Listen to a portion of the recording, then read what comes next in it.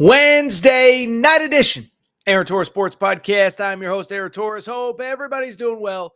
Hope everybody is having a great day. It is Wednesday night, and we are talking all things NBA draft. So it's 10:30 Eastern time.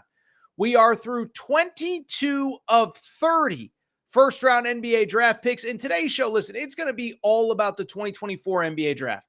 I know it wasn't the sexiest NBA draft. I know it wasn't the draft that we're going to be slapping our grandkids on our knees and telling them about, but I still think there's actually a lot of interesting things to discuss from Wednesday night in Brooklyn with the 2024 NBA draft. We'll talk Dalton Knecht, the stunning, shocking, surprising fall of Dalton Knecht. I don't get it. And oh, by the way, 2 days into his regime, do I have to give JJ Redick credit for picking the best player in the draft for his specific team? We'll talk about that. We'll talk about some of the other big picks. Reed Sheppard at number 3, Donovan Clingan at number 7, Stephon Castle at number 4, and a couple other interesting trends. By the way, as I said, there's about 8 picks left in the first round. So obviously, as new information comes in, we will go ahead and react to that. By the way, was going to do some other stuff on tonight's show. There's been some interesting follow-ups to the Jim Schlossnagle stuff. He is now officially the Texas head coach. But tonight just feels like a draft night. Everybody was into it. If you were a sports fan, you were watching the 2024 NBA draft, at least the sports fans that I follow. So we'll talk all NBA draft. Encourage you to drop your comments on YouTube, and we'll get to them at the end of the show. By the way, speaking of which, if you are not subscribed to the YouTube channel, please make sure to do so.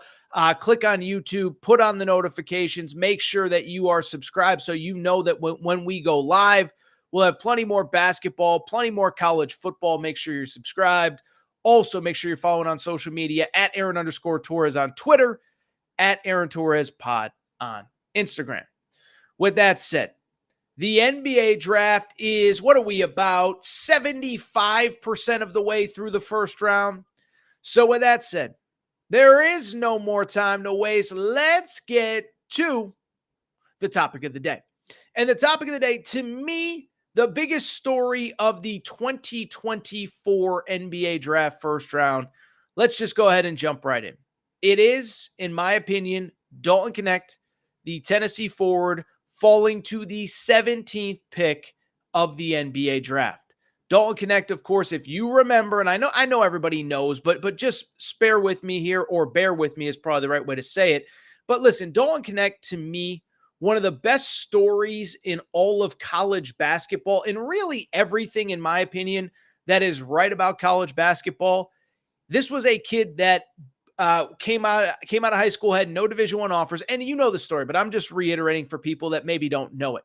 But no Division I offers, ends up going to JUCO, then goes to Northern Colorado, goes to the University of Tennessee for 1 season, and in my opinion, was one of the best players in college basketball this past year. First team All-American, 21.5 points per game. And all you got to do is look at the game log, or, I mean, obviously, if you watched them, you know. But 37 points in that Elite Eight loss to Purdue, 26 in a Sweet 16 win against Creighton. Remember, that final game of the regular season, him and Reed Sheppard are going back and forth. He drops 40 on Kentucky in a loss. And so I bring it up because Dalton Knecht, to me, was one of the best stories in college basketball. I think everybody had him as a projected top 10 pick. And ultimately, to me, that was the story of the first night of the 2024 NBA draft.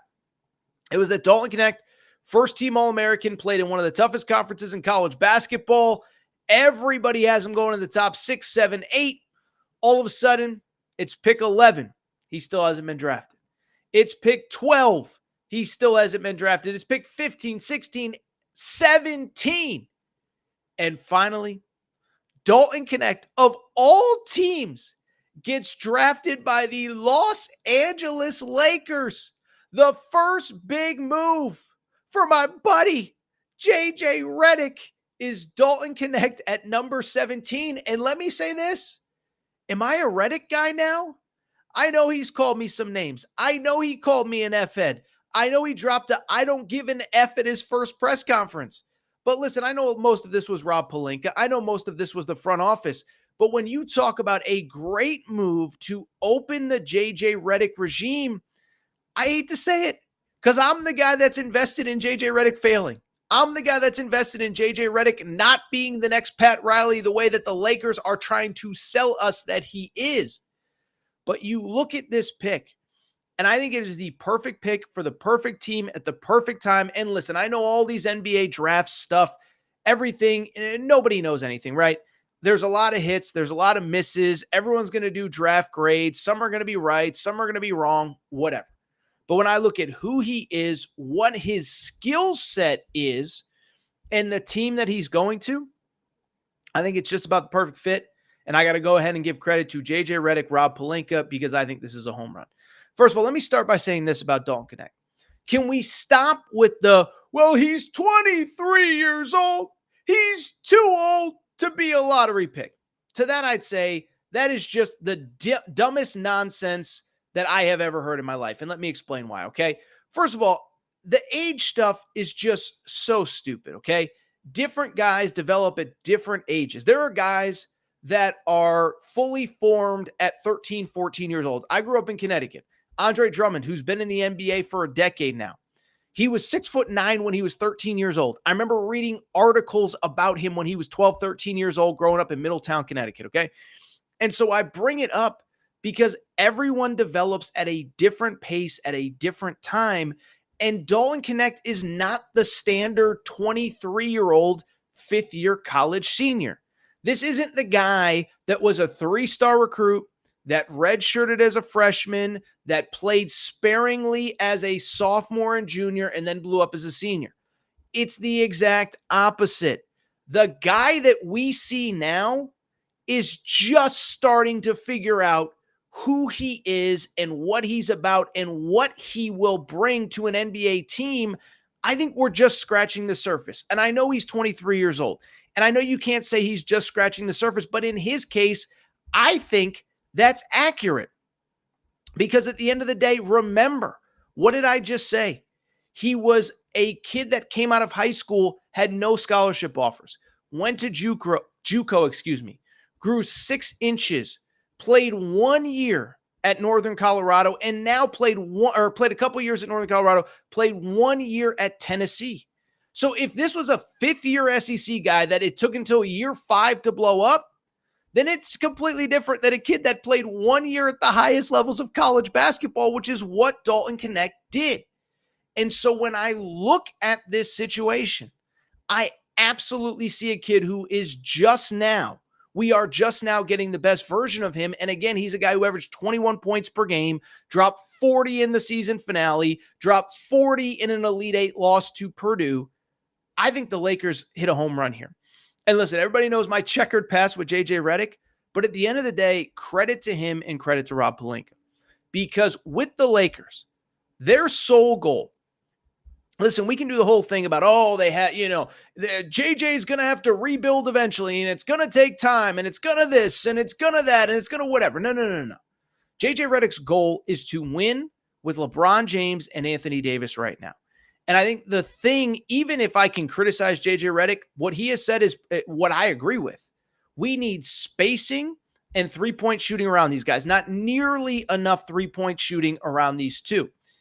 And so I bring it up because what better thing to do than bring in a 6'6" kid that last year in the toughest SEC, maybe in the history of the SEC, what did he do? Not only averaged 21 points per game, but at 6'6", 6'7", shot 39.7% from three.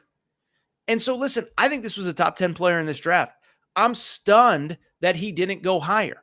But the fact that this kid falls to the Los Angeles Lakers, it is a no doubt about it, home run, grand slam, credit to the Los Angeles Lakers. I don't get it. I understand that he's older, but guess what? There is still room for him to grow. There is still room for him to get better. And if you talk to people who were around this kid at Tennessee, all this kid did was work. All this kid was in the gym. I'll tell you a true story. Aaron Torres Media, me. I tried to set up an NIL deal with him, and they were basically like, he ain't really doing much NIL right now. He's focused on basketball. He's focused on being the best version of himself. And congratulations to the Los Angeles Lakers, who I think you just hit a home run with this kid. I think he is going to be one of the best players in this draft. And I really do believe in my heart of hearts. I think that I'm stunned. I'm actually legitimately stunned that this kid fell this far. But when you look at player fit, and again, I refuse to believe that because someone's 23 years old when they enter the NBA draft, it's different. This isn't the typical 23-year-old. He's still growing into his body. He's still growing into his game. And I believe that the best basketball for Dalton Knecht is still very much ahead of him. And I bring it up to say, like this kid has a lot of really good basketball ahead of him. I can't believe I'm saying it, but the Los Angeles Lakers, I believe, just had the best pick in the draft. Tell you what, a couple more picks have come in. This is what we're going to do. We're going to go ahead and take a quick break. We're going to come back. We're going to react to the rest of the first round of the NBA draft. We'll talk about some of the guys that I believe are still very much in play on the board. And we'll talk about some of the guys that did go off the board. Donovan Clingan at number 7, Reed Sheppard at number 3, Rob Dillingham. Tell you what, this is what we're going to do. It's early, but what we're going to do, we'll take a quick break. We'll talk more NBA draft round 1. We'll be right back. Before we do, many of you ask me all the time, Torres, what can I do to help support the show? You give me hours and hours and hours of content every single week. What can I do to help you? Well, I'll tell you what, do me a quick favor. Check out the Aaron Torres Media merchandise store for all of your team-specific shirts, hats, and more, all available at aarontorresonline.com/merchandise. A lot of you wondering, Torres, what can I get in that merch store? Well, first of all, we got our brand new Hope and Pope Kentucky basketball t-shirts. That's right. Mark Pope has arrived. He is here to save the day. Get your Hope and Pope t-shirts there. Also, Arkansas fans, the Big Pig Invasion is here. You can get your tees there. Basketball School Alabama shirts. Mora Hurley 2024 UConn shirts for your tailgates at Rentschler Field, your games at the XL Center or Gamble. And oh, by the way, your Mike effing Woodson gear for Indiana. If you love football, we got you covered too. We got more Dion shirts and hats than we even know what to do with. The freeze warning has hit the plains. Auburn fans, grab your freeze warning tees now. And of course, our new era, new rules shirt applies to Nebraska football and its incredible fan base. We have more coming for the fall, plenty in stock right now. So make sure to check out the Aaron Torres Media merch store at aarontorresonline.com/merchandise. And you can always hit me up with any questions. Aaron Torres Podcast Questions at gmail.com. All right, everybody. I'm back. Good to be back. Let's go ahead. Keep the NBA draft conversation going. Appreciate everybody who is with us here at what time is it? About 10:45 Eastern time, talking NBA draft. Again, I know it's not the sexiest NBA draft, but the bottom line remains we got to talk about it. We'll get back to some more traditional stuff later on, in the summertime. We got plenty of time to talk college football, maybe talk a little Schloss here in the future.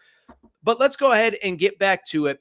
And let's go ahead and talk about some of the other news notes, storylines from the 2024 NBA Draft Round 1. As I'm speaking to you right now, we are through 24 picks. There's 6 picks to go. Keyshawn George, it was just drafted by the New York Knicks. We'll get to all of the other picks here in a minute. With that said, let's go ahead and talk about some of the other big kind of news and notes stuff from the night in the NBA. Let me start by saying this.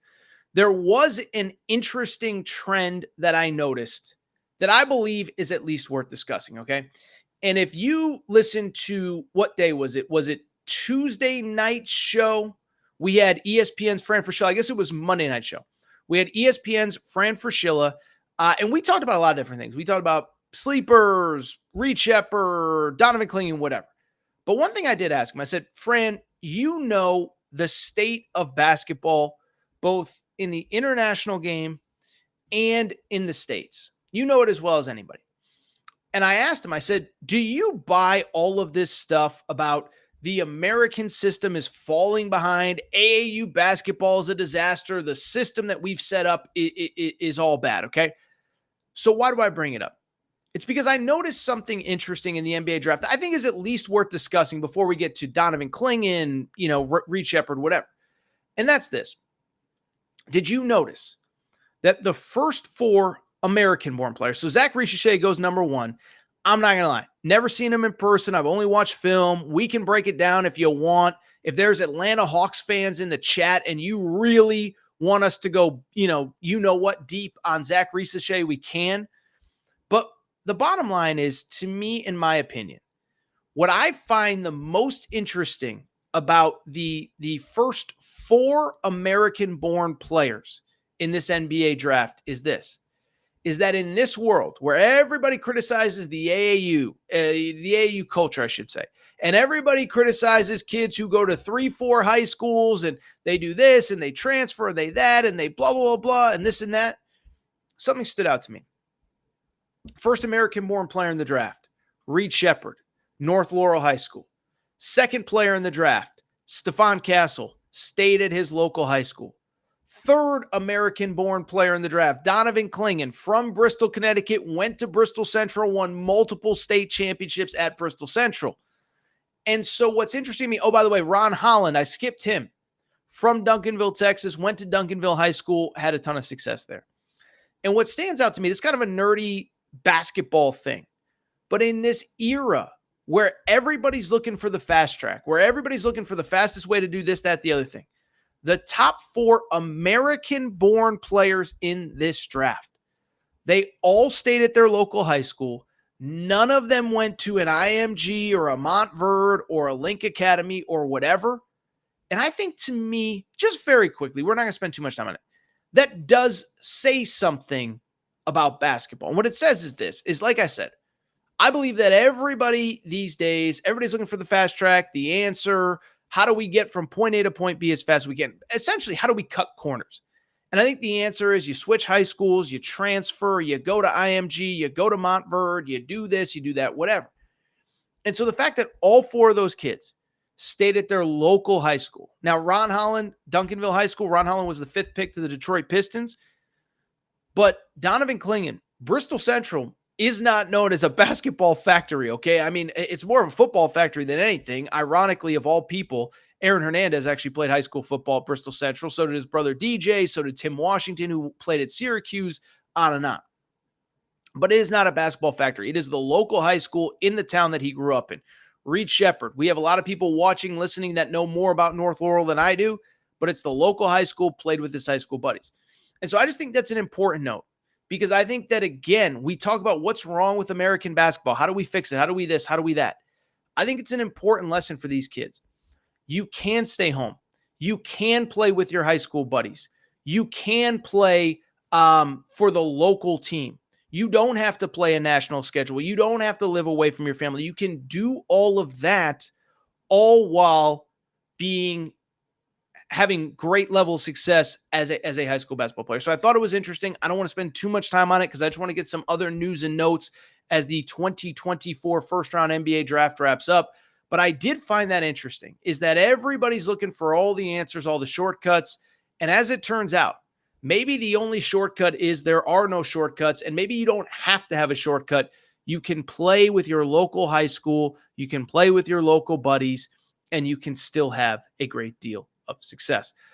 Let's go ahead and get to some of the other news and notes from the first round of the NBA draft. And I'll be blunt. People will ask me, what was the what was the biggest takeaway? What was the big story? What did interest you?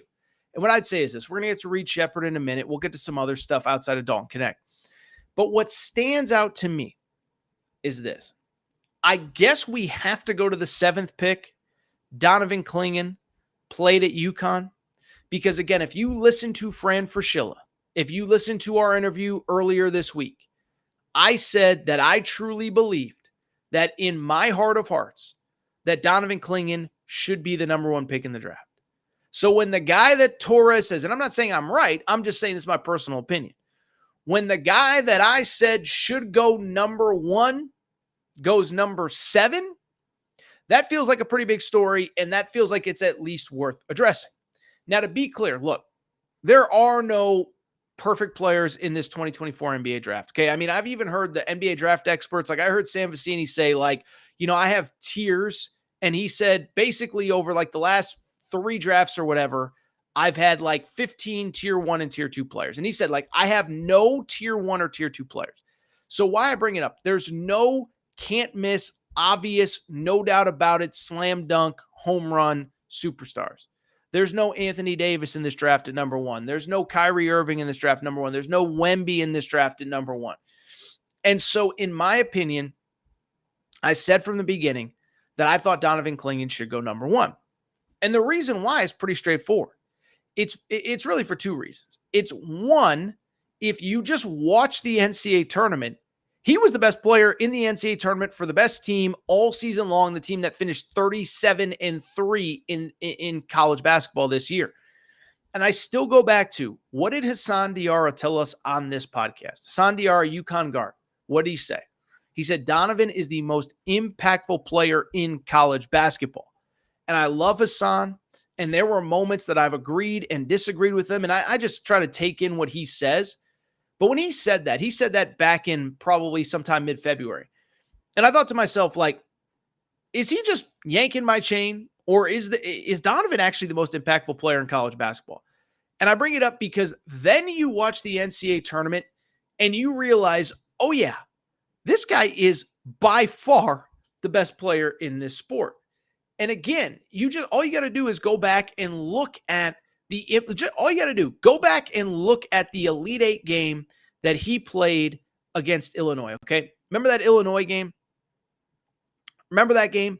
Because in that game, if you remember, Brad Underwood, Illinois coach, the entire game plan was attack the paint, get Donovan Clingan in foul trouble, get him out of the game. And Donovan Clingan totally dominated the entire game all game long. That game specifically, 22 points, 10 rebounds, 5 blocks. And so when I look at the number 1 pick in the draft, why I said Donovan Clingan should go number 1 is pretty straightforward. It's because 1, there's no superstars. And 2, the NBA is becoming a bigger league. We had that moment in time where Steph and Clay were blowing up and it was small ball and it was 5 out and it was this and it was that, it was whatever. And then if you remember, there was about a 2-3 year period where everybody wanted to be the next Golden State Warriors.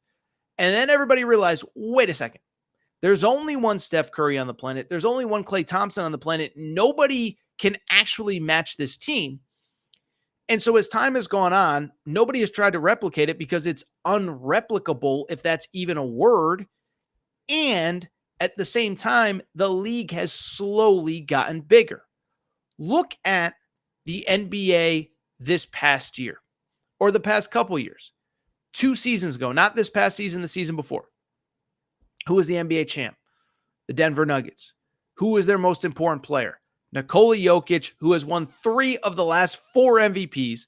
And if Kendrick Perkins didn't throw a fit on TV last year, he probably would have won it last year as well. And so the league is getting bigger. The Minnesota Timberwolves, by the way, they have, of course, don't forget, Rudy Gobert, Karl Anthony Towns, essentially 2 centers. So the league is getting bigger. And so I believe that you should draft Donovan Clingan because he dominates both ends of the floor. Listen, this isn't going to be an anti-Zach Edey thing, I promise, because I know everybody thinks I hate Zach Edey.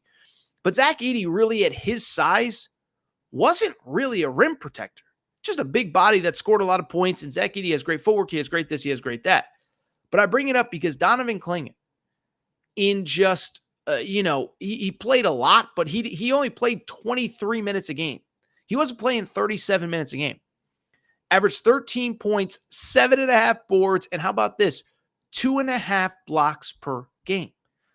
Dominates in the paint. Dominates in the post. Dominates defensively. By the way, statistically, he's not a great three-point shooter. He showed he can hit that shot, but in UConn's system, they didn't need him to. And so I just look at this kid, and I think that in a draft where there's no sure thing, I don't understand how that kid falls to number 7 overall. In my opinion, I think he's the best player in the draft. I think he's the safest player in the draft. I would have had him at number 1. So congrats to the Portland Trail Blazers. You got him. And I think that kid's going to be really, really good. Couple other picks and thoughts. Let's go back to the first American-born player in this draft, Reed Sheppard, who, of course, was drafted by the Houston Rockets. I have no amazing takes on Reed Sheppard going number 3. I think really just a couple things. I think, one, what's interesting about it is Reed Sheppard is, if you look at that roster, he's a plug-and-play guy. That, to me, is part of the interesting thing about Reed Sheppard. Because Reed Sheppard ultimately is going to a situation in Houston. Ime Udoka's a stud head coach. They have Jalen Green, who's a burgeoning all-star. They have the Sengun kid, who's really good, burgeoning all-star. They have Jabari Smith, who's really good.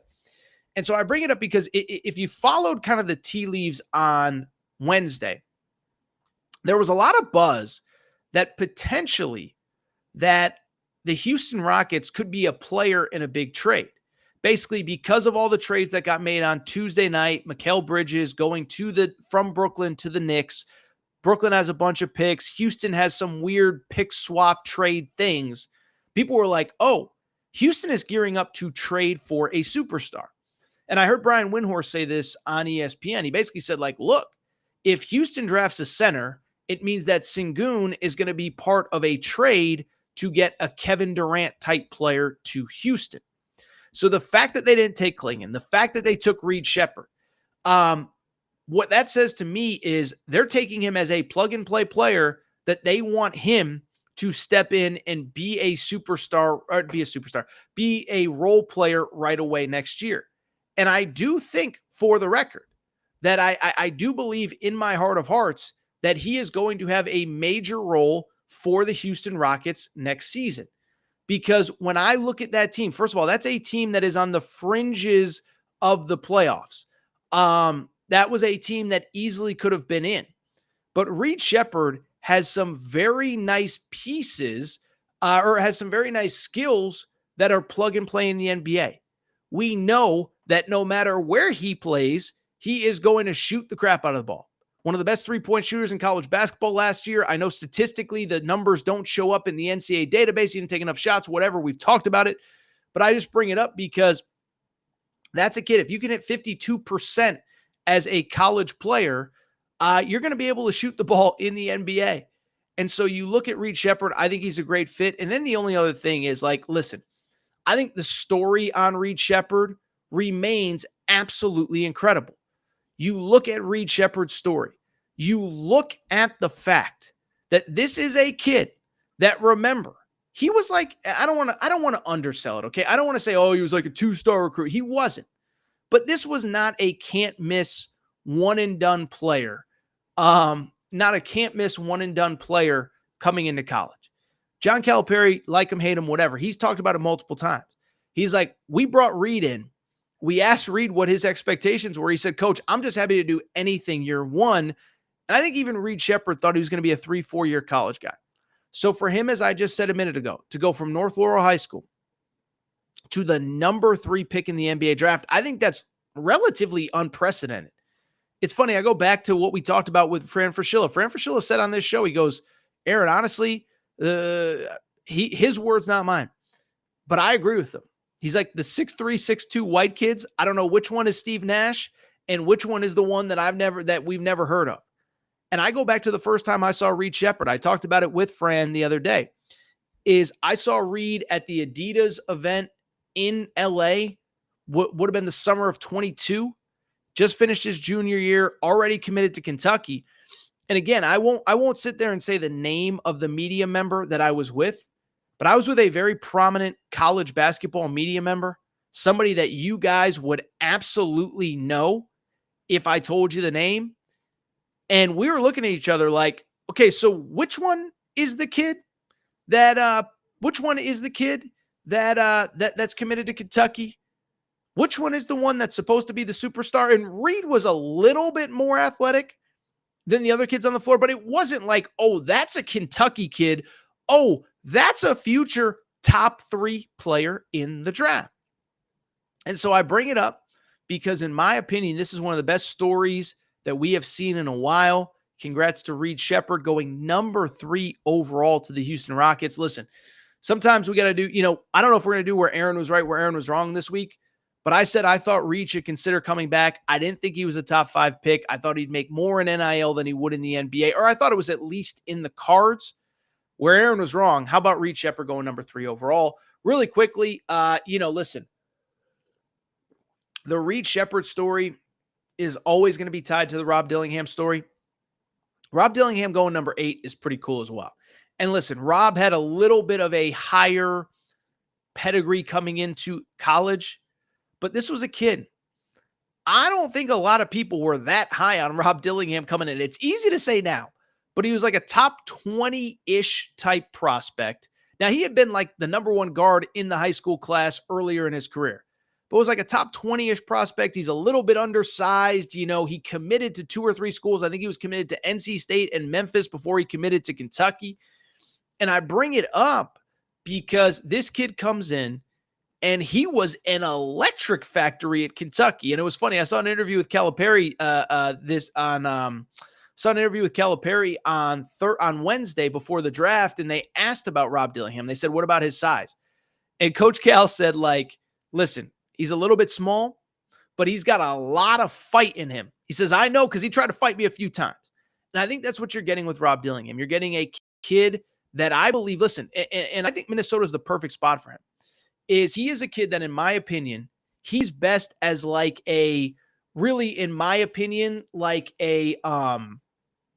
7th man off the bench. It's funny. Everybody now is saying he's like a Lou Williams type. I've been saying that since November. I think he has very high NBA upside. I don't think he's necessarily an NBA starter. You can make $50, $80, $100 million over the course of your career without ever having to start a game. And that is a kid that has instant offense. He's electric. He's a guy that can get baskets at will, even in college basketball, even in the NBA, the athleticism, the quick twitch stuff. It was so obvious how good he was. And by the way, credit to Rob. He was basically the only one, remember. He's basically the only one that showed up in the NCAA tournament for Kentucky outside of Antonio Reeves.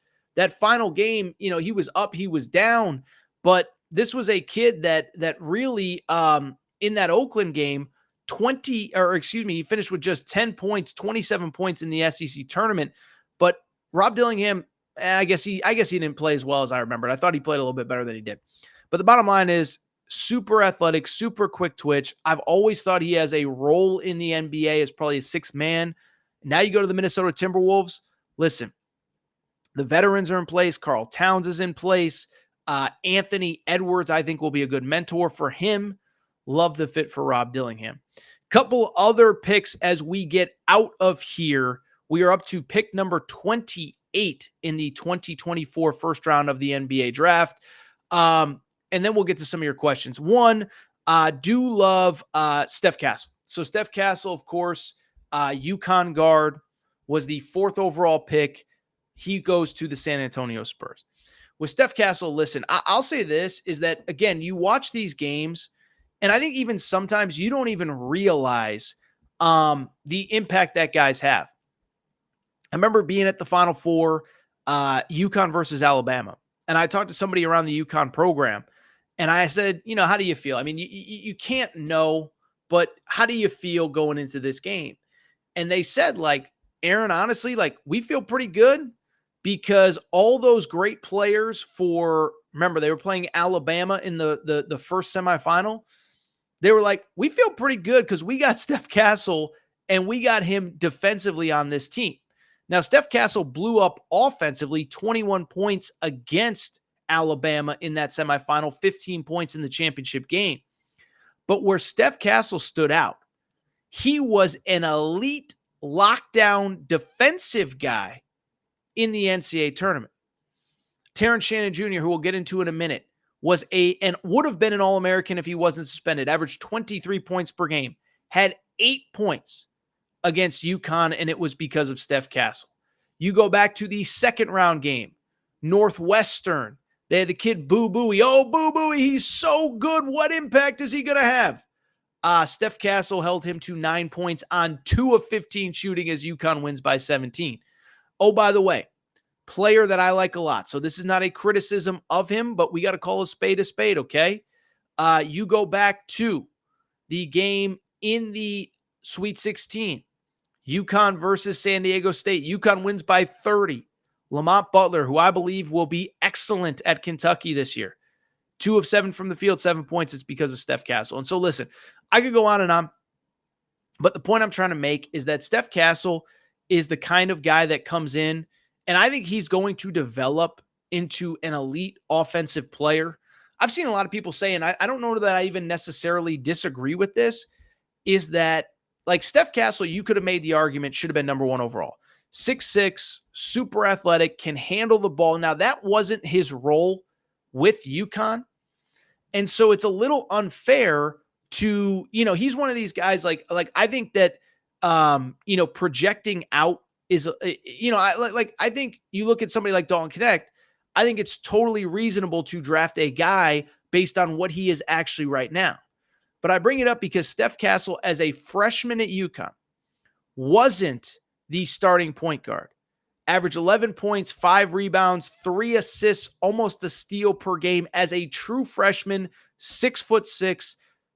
I think there was a reasonable thought that he could go number 1 overall. He goes to the San Antonio Spurs. And listen, I'll say this. Dan Hurley said it when he was drafted. Dan Hurley said, this is a winning player for a winning organization. Let me see if I can find the direct quote from Dan Hurley. It was, the Spurs value winning, value championships. For what they do with that organization, this guy is just scratching the surface. So credit to them. San Antonio Spurs, I think, got a good one with Steph Castle. Again, I'm not saying that I would have taken him number 1. I actually would have probably taken Donovan Clingan, his teammate. But I only bring it up to say that Steph Castle I think he has the chance to be the best player in this draft. All right, let's get to, we'll get to a couple other thoughts.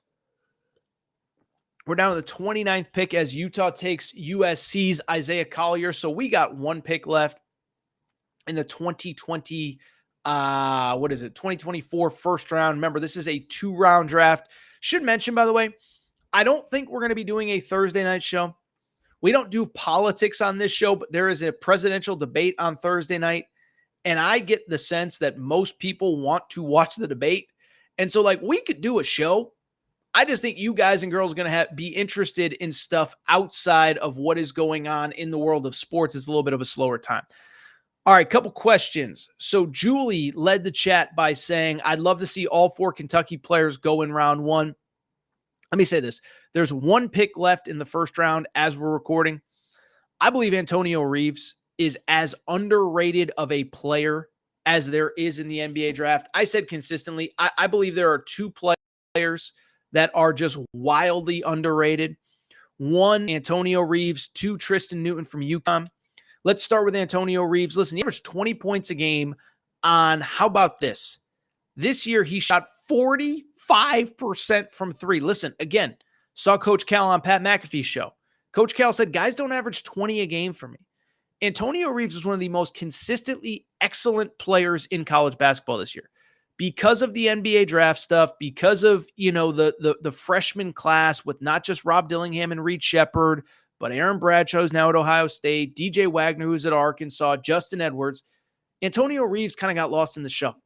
But Antonio Reeves was awesome. It's worth noting he's basically the only guy who showed up in the NCAA tournament, 27 points in that loss to Oakland. I just think he's the kind of guy you can score at all 3 levels. There is a place for you in the NBA. And so I look at where Antonio Reeves is. I look at where he can go. By the way, we're about to enter day 2 of the NBA draft. Listen, I'm not trying to be a jerk. I always feel bad being critical of these kids. But, I just bring it up because, Bronny James is probably going to get drafted by the Los Angeles Lakers. And I can't give too much criticism because I love the pick of Dalton Knecht. But I just bring it up because, Bronny James is going to get drafted at 55. And, Antonio Reeves is the perfect example of the guy that actually probably should go at 55. averaged 20 a game in college, 48 or 45% three-point shooting. That's the perfect guy to come off the bench and average whatever, 9, 12, 11 points per game. I think all of these teams that were in the playoffs that just need a little bit more scoring pop off the bench, and every single team in this era needs more three-point shooting, more whatever. I believe Antonio Reeves should be taken. I think he should be taken early in the second round, and I think teams that don't draft him will regret it. As far as Tristan Newton, he's the other one. Listen, I said it I said it when we had Fran Fraschilla on the show the other day. I need an explanation as to why this kid isn't a first round pick. Okay, I'm not saying he should go number 1. I'm not saying he should go top 10. But this kid, as a player at the highest levels of college basketball, 15 points per game, 6 rebounds, 6 assists per game, was a first-team All-American, shot 33% from 3. This is a guy that can handle the ball, that can play off the ball, that had multiple triple-doubles as a member of the UConn Huskies. Listen, I love all these guys, Donovan Clingan, Stephon Castle, whatever. Tristan Newton is the heart and soul of a 2-time national champion. He was a key cog on both teams. And so this idea, he's another one. Because he's 22, 23, 24 years old, whatever he is, I don't care. That kid can come in and be a contributor right away. And I don't care for the fact that I'm looking right now. He was born so he just turned 23 a few weeks ago. That's a kid that can play big. He can play small. He can handle the ball. He can play off the ball. He can shoot. He can pass. He rebounds well for his size. I'm blown away that more people don't see him in that spot. Antonio Reeves, Tristan Newton, those are my 2 second-round sleepers. All right, so we have officially come to the end of the first round of the 2024 NBA draft. The last pick of the first round, I actually love. Oh, my goodness.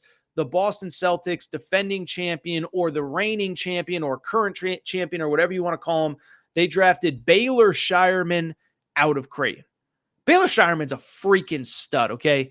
6'6" lefty. He's just what I said about Tristan Newton. Can handle the ball, can play off the ball, 19 points per game, 9 rebounds as a 6'6" playmaking forward, 4 assists per game, and he shot 38% from 3. And so you talk about like a guy that he could step in tomorrow and just be a key contributor for that team. They don't need superstars. They just need dudes to step in, make plays, be difference makers. Baylor Shireman could be that guy. By the way, credit to Baylor Shireman. 2 years ago, entered the portal out of South Dakota State, could have been a second-round pick, decides to come back to college, goes to Creighton, has a good first year, could have been a second-round pick last year, decides to come back, ends up as a first-round pick, now going to the reigning NBA champs. I think the Boston Celtics got an absolute good one.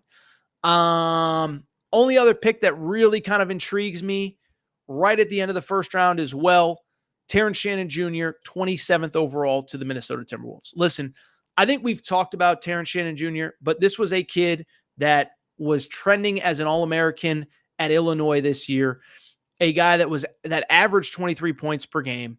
He was suspended during what was deemed to be a sexual assault investigation. All the charges were dropped. He was cleared of any wrongdoing. And I'm happy that it all happened right before the NBA draft. Now, listen, that's obviously a very serious issue. But the reason that he was allowed back in, he filed a temporary restraining order. He basically said, like, my career is in the balance here. I am not being given the presumption of innocence. And so they let him play. He was one of the best players in college basketball this year.